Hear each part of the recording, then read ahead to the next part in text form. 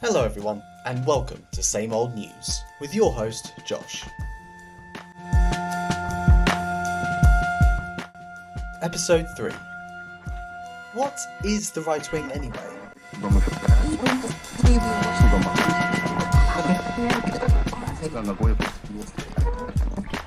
Hello once again, and welcome to Same Old News, the show that dissects and analyses the news, both past and present, and tries to find the links between the two. Last time out, we explored the press of the present, and made some headway towards getting a more overall understanding of it. But, for the next 2 episodes, we're shifting focus a bit to look at the right-wing side of it. This episode is going to discuss what the right wing even is, both politically and historically.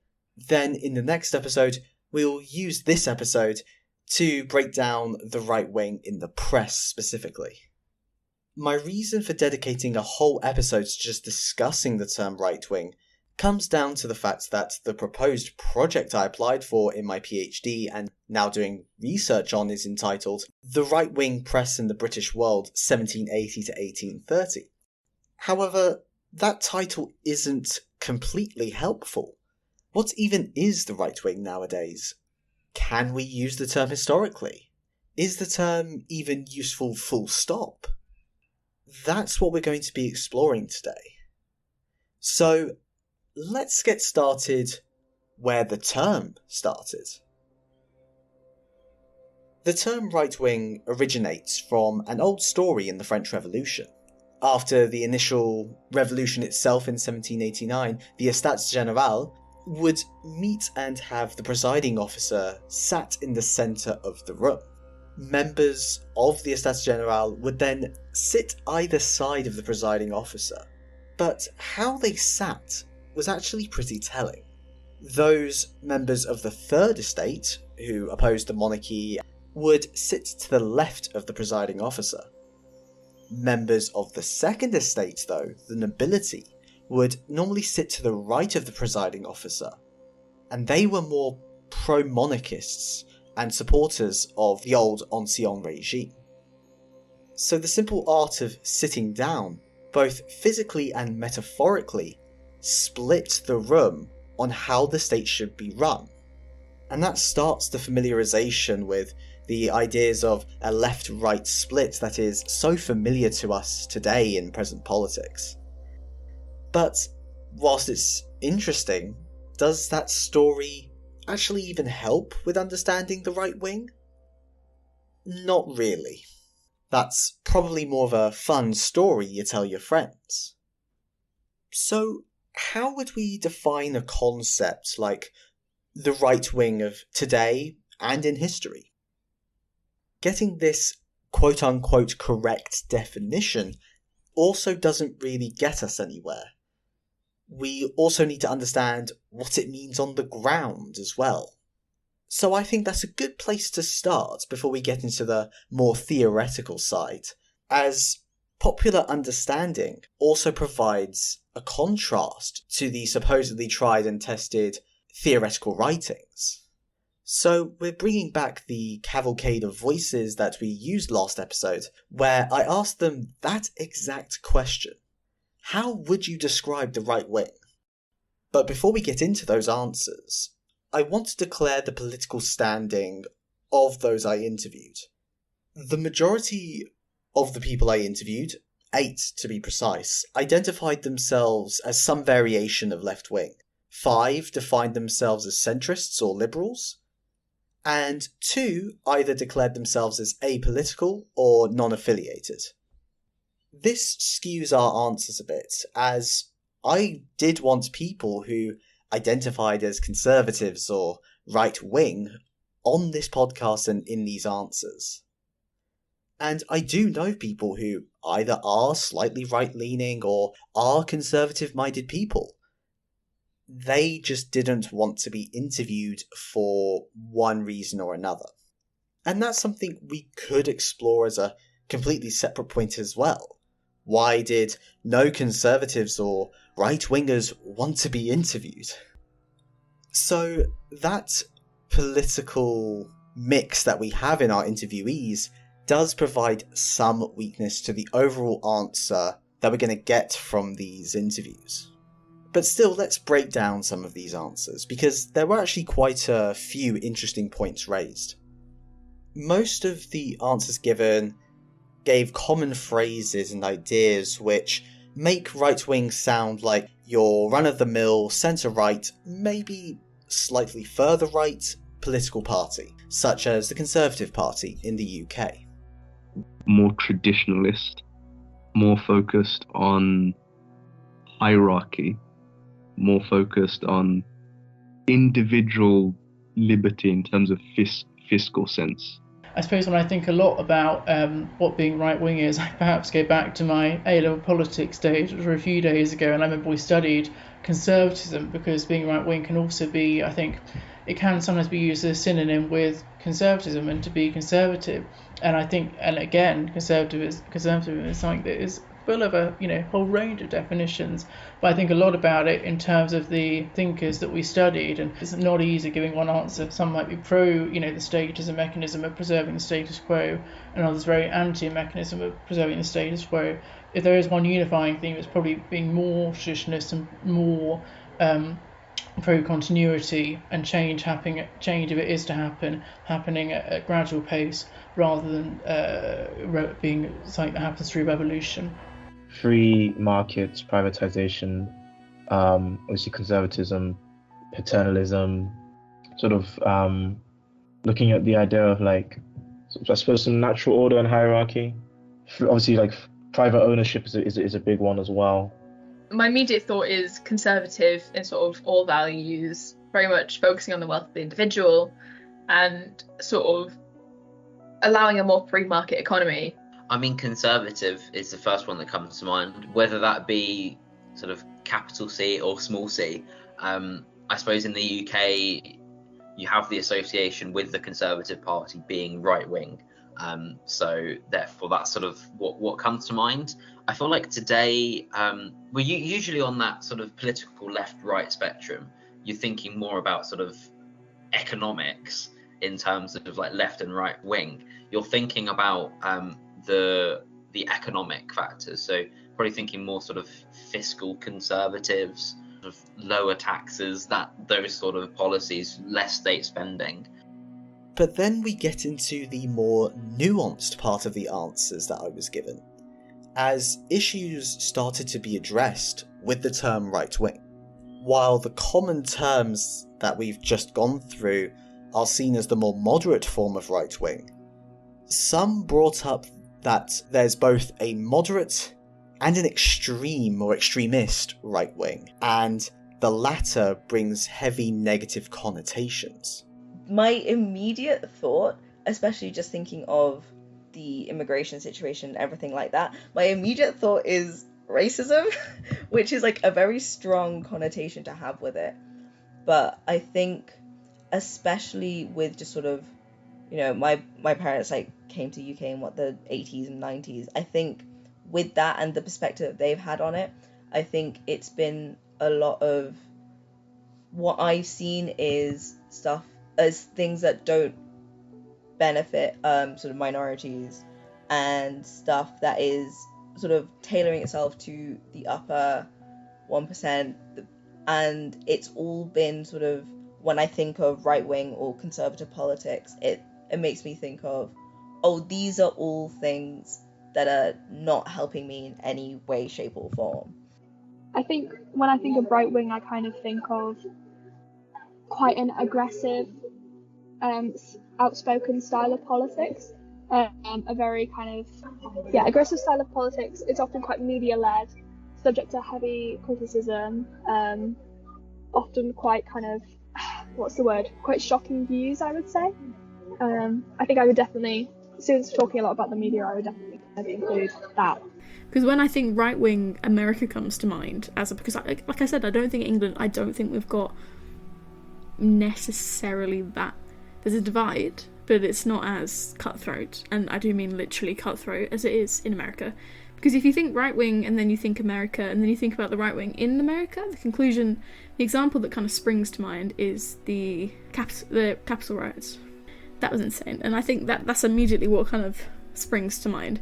It's not just necessarily the kind of softer side of right-wing politics, it's quite aggressive is kind of the words that come to mind sometimes. Yeah, definitely aggressive, I think. And I know you can have like I was saying, sort of softer sides of the conservative debate, but harsher sides also come to mind. Like I was saying with America, the book bans that are happening in the minute, the reversals that are happening with abortion laws, that is what comes to mind.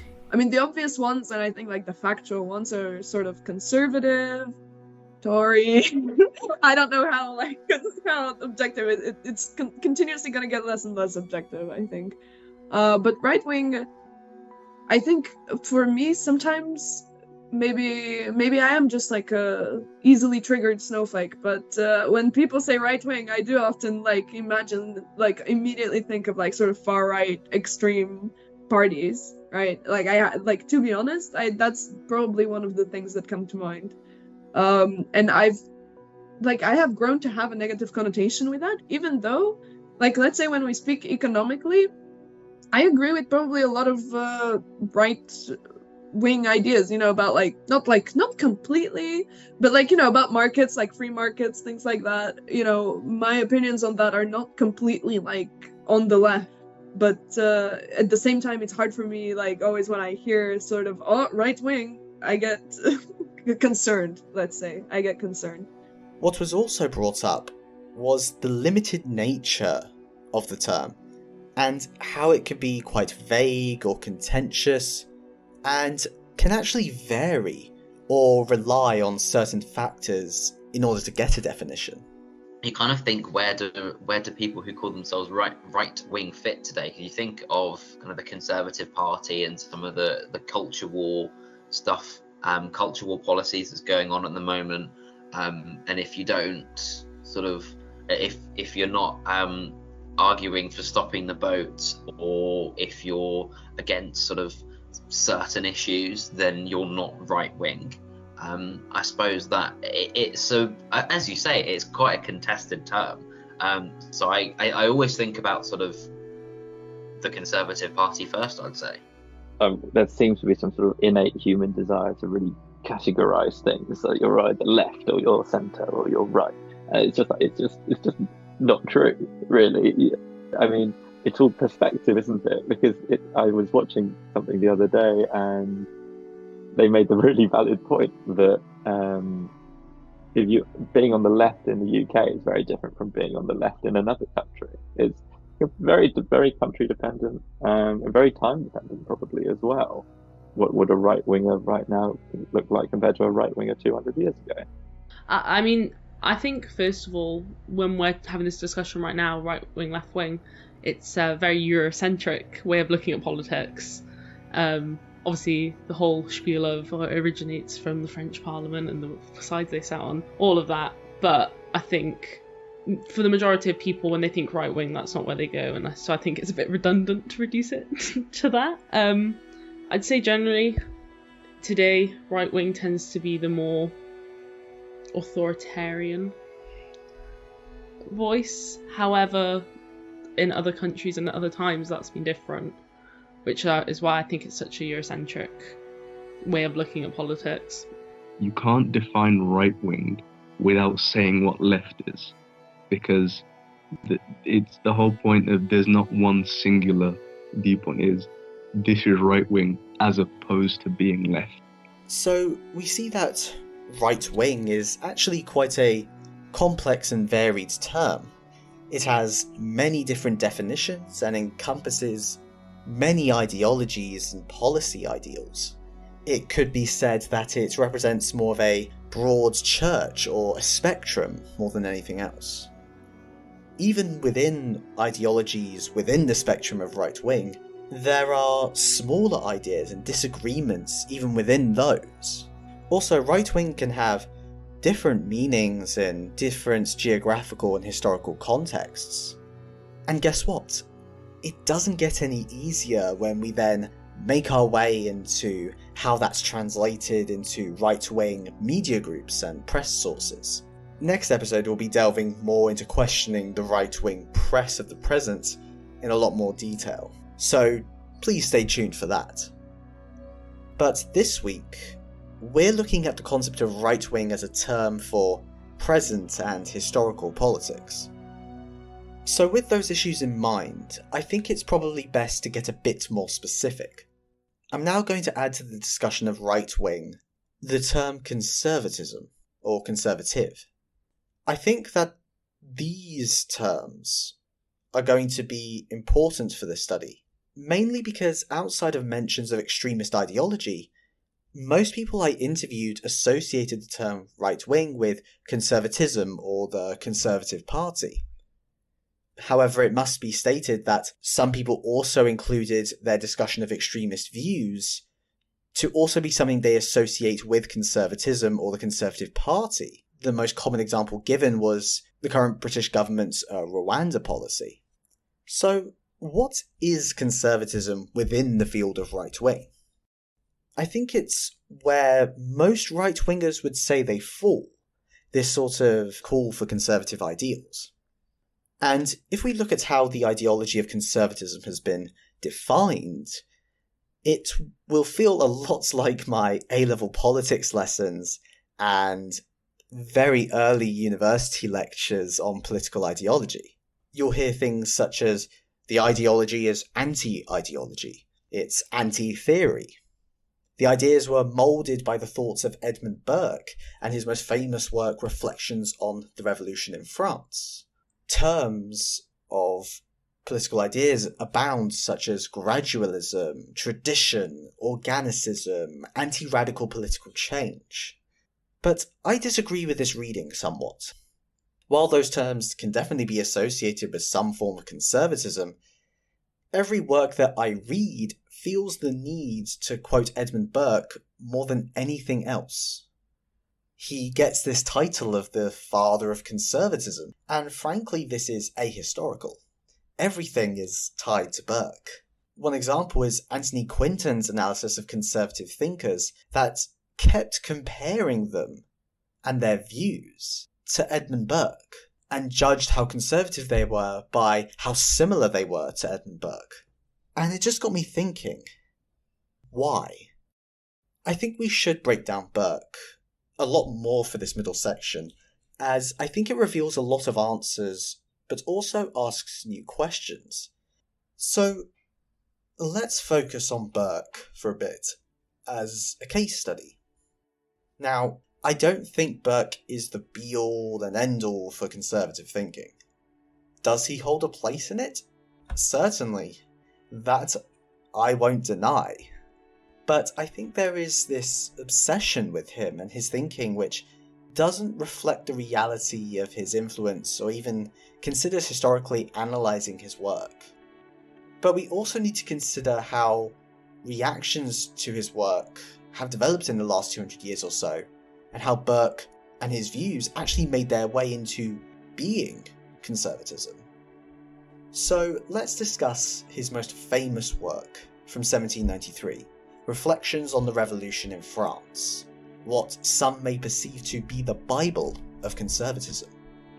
Many scholars have attributed the phrases gradualism, tradition, and organicism to describe Burke's central argument. And they do contextualise those terms and those ideas with why he was writing this book in the first place. He was horrified by the events unfolding in France. His horror, though, was actually quite unique within the ranks of the party he belonged to, the Whigs, many of them being initially supportive of the revolution in France. The execution of King Louis XVI and Marie Antoinette, as well as the ensuing Reign of Terror that had seen extensive numbers of executions of political enemies. by the mid-1790s, France seemed to be tearing itself apart at the seams. Burke himself was not the only one struck with fear by all of this.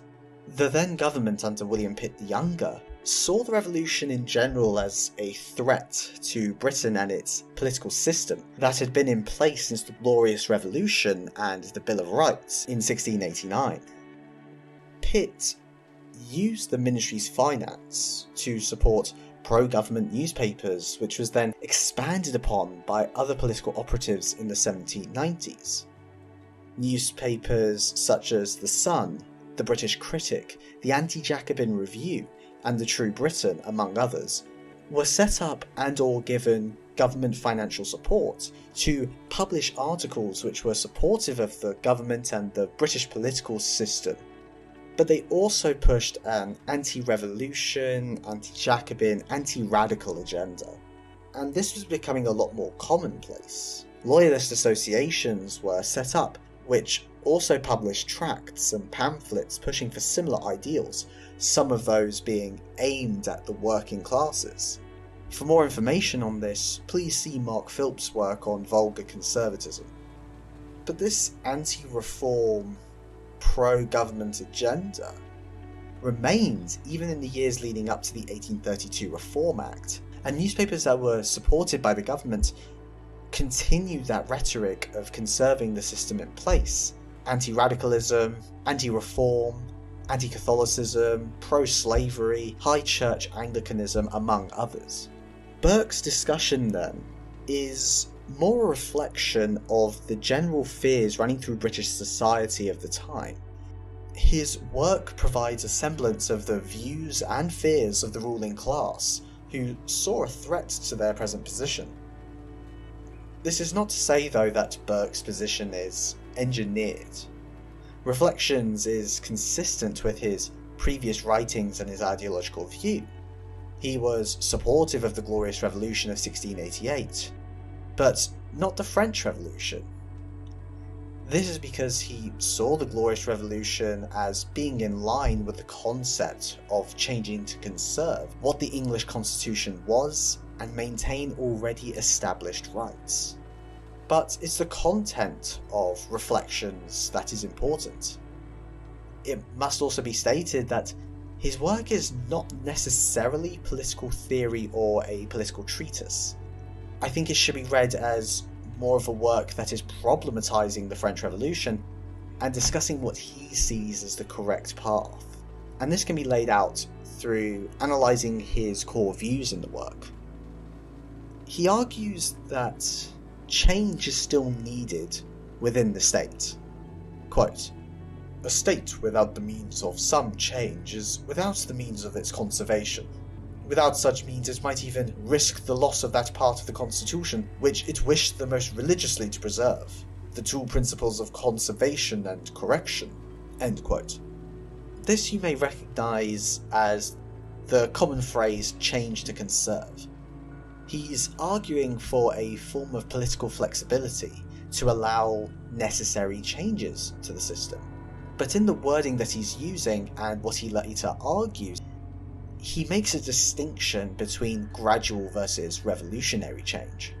Quote, "The dislike I feel to revolutions, the signals for which have so often been given from pulpits, the spirit of change that has gone abroad, the total contempt which prevails with you, and may come to prevail with us, of all ancient institutions, when set in opposition to a present sense of convenience, or to the bent of a present inclination. All these considerations make it not unadvisable, in my opinion, to call back our attention to the true principles of our own domestic laws, that you, my French friend, should begin to know and that we should continue to cherish them. The people of England will not ape the fashions that they have never tried, nor go back to those which they have found mischievous on trial." End quote.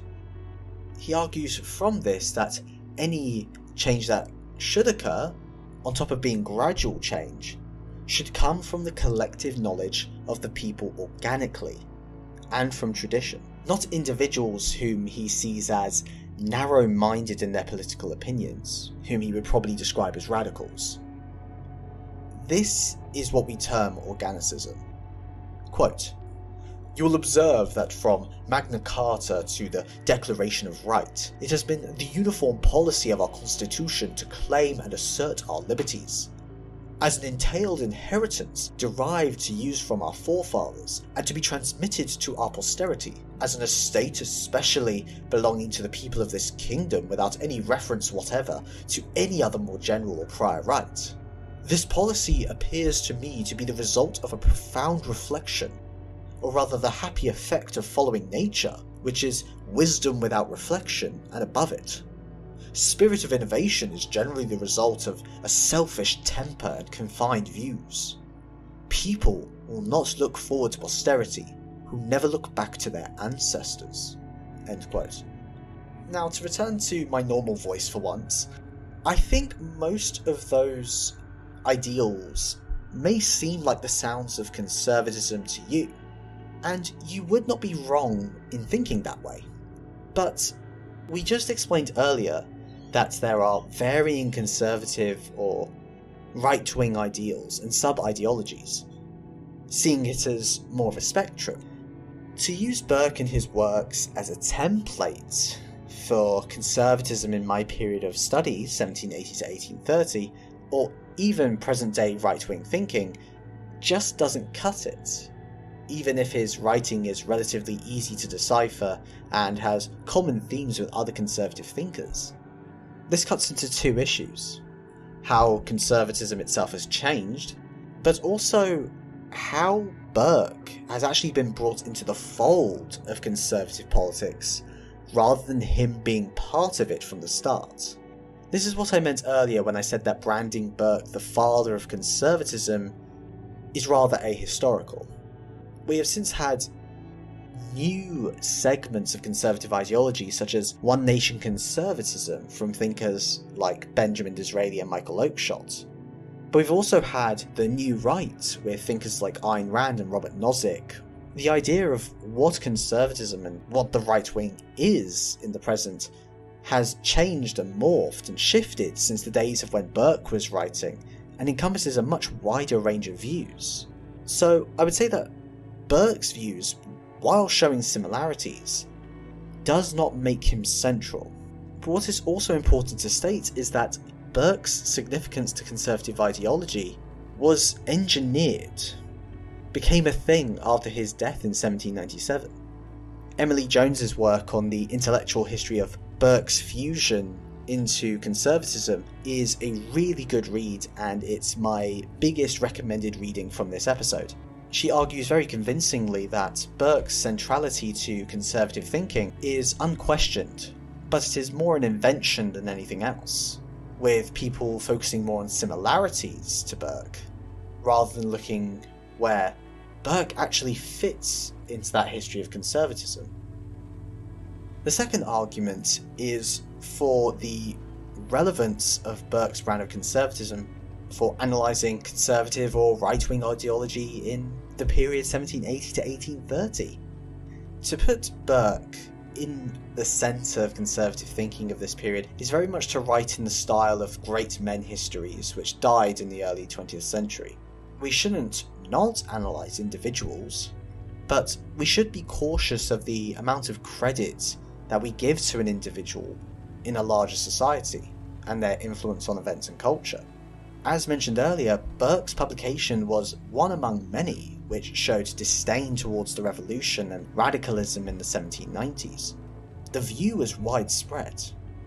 I will caveat that by saying that Burke's ideas were also diffusing into these other works going on around him, so there can be an argument to say that Burke does have an influence, and that I won't deny.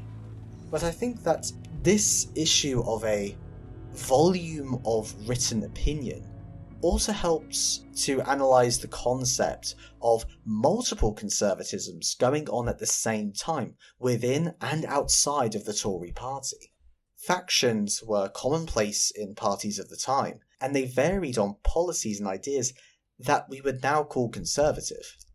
James Sack discussed this issue in his work From Jacobite to Conservative from 1993, where he argues that there is no central Tory or conservative thought in the period 1760 to 1832. Rather, he calls this grouping right-wing. He splits this large blob, as it were, into smaller groups: Hittites, Grenvillites, Addingtonians, Burkeans, Anglicans, Canningites, and then with the Tory party split in the late 1820s, we then have the Peelites and the Ultras. So, right-wing has been used as a term in historical research to group predominantly conservative ideological factions into one group. And Sack isn't alone in doing this.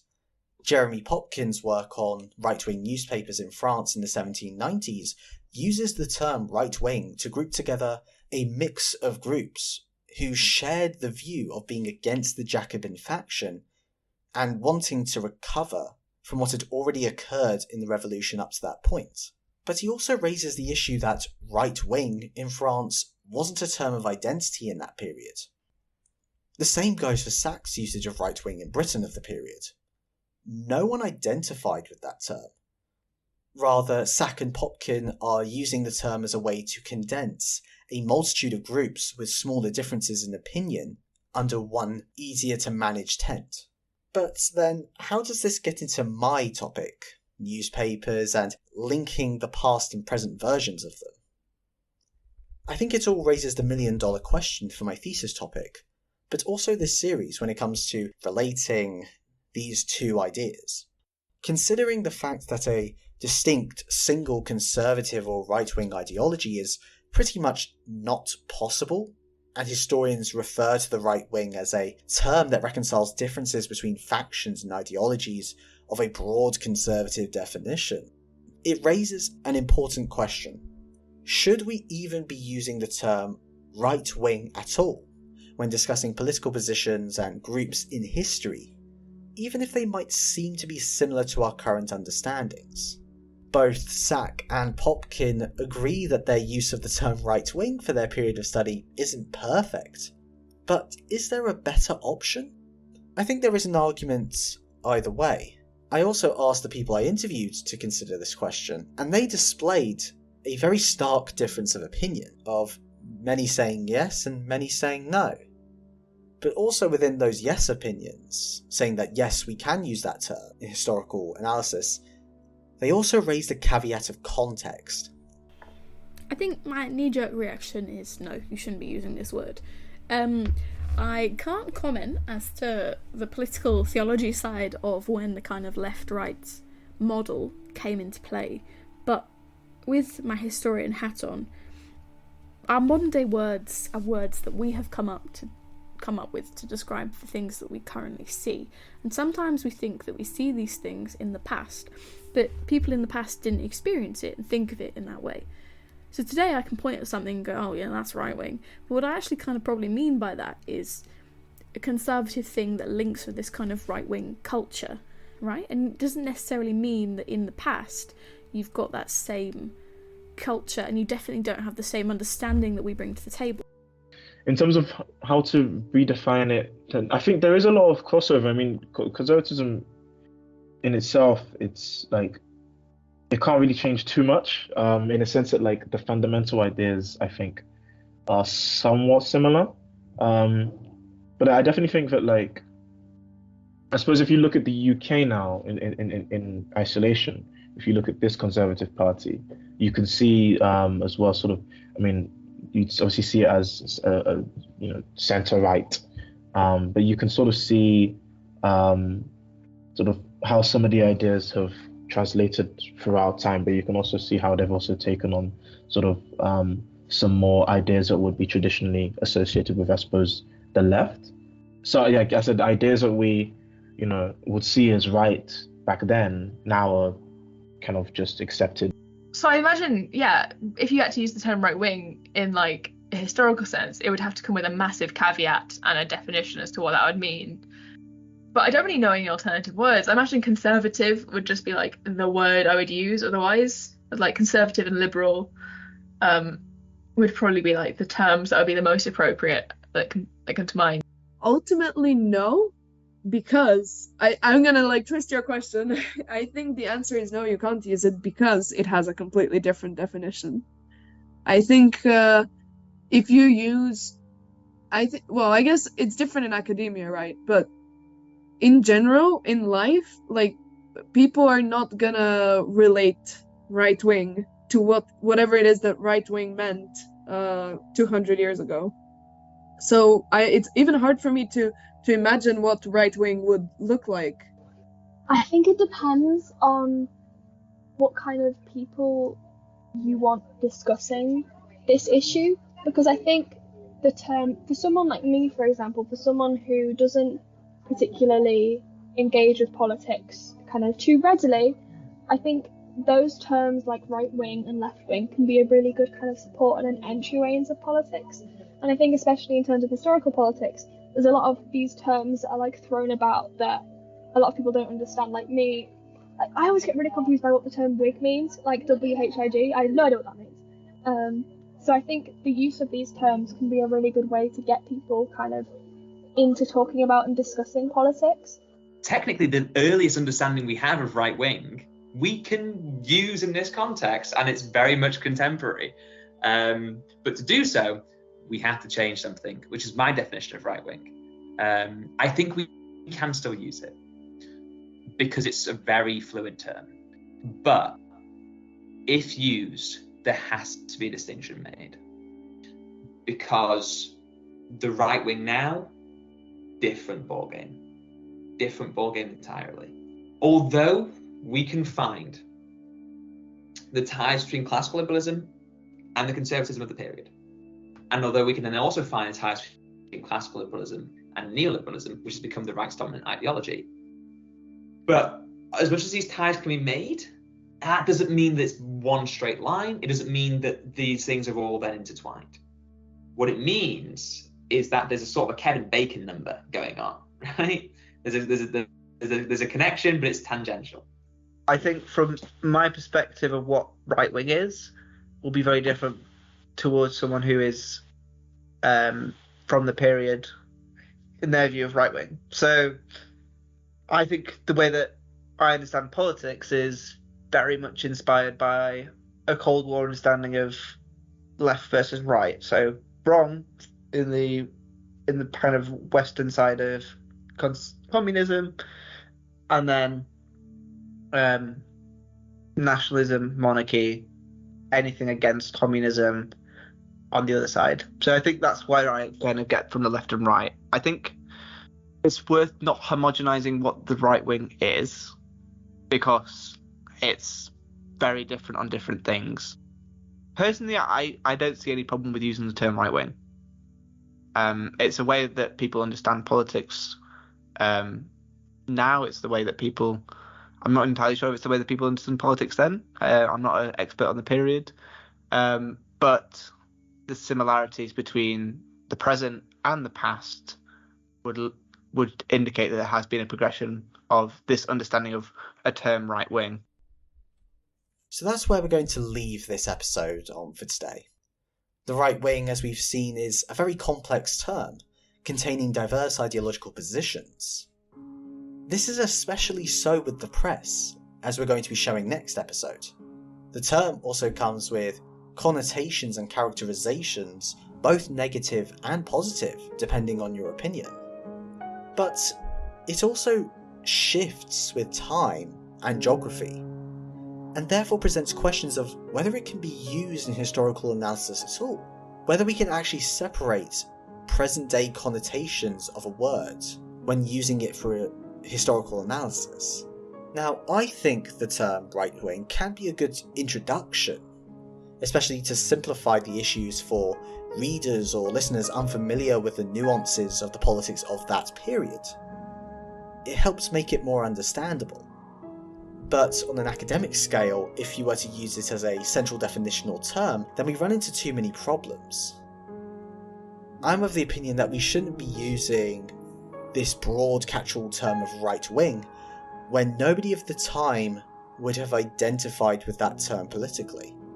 Rather, we should speak of multiple conservatisms, all being part of a larger network of conservative thinking, both ideologically, but also how that was then translated into press networks of the time. I think this is something that can be applied to the right-wing press of the present. It's that link between conservative newspapers of the past and present.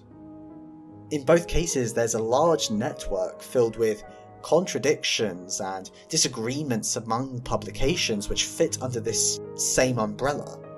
But there are still general ideas which fit them all together, even with those disagreements.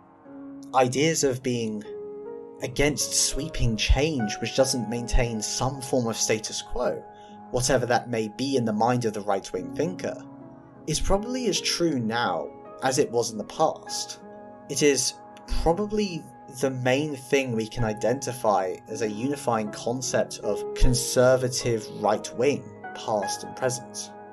But I'm not going to be including the extremist right-wing in that definition, by the way, because that's a completely different kettle of fish. But I understand from the interviews I conducted why people brought in the extremist end in their definition of right-wing ideology. It feels as though the extreme right has been getting normalised in present politics for quite a while now, and that's a worrying sign going forward, especially if the press normalises it.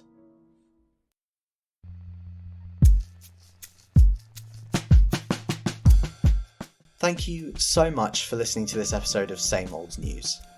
There was a lot of theory there, but next week I promise we're going to lay off the theory a little bit and look at the influence of the right-wing press, mainly in the present, in more detail. If you enjoyed this episode of Same Old News, please consider giving us a follow and give us a like or a rating depending on where you're listening.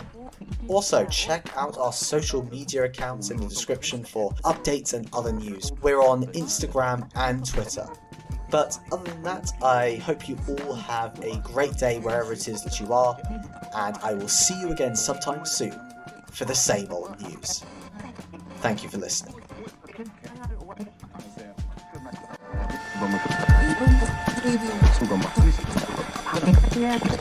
시간 가고요.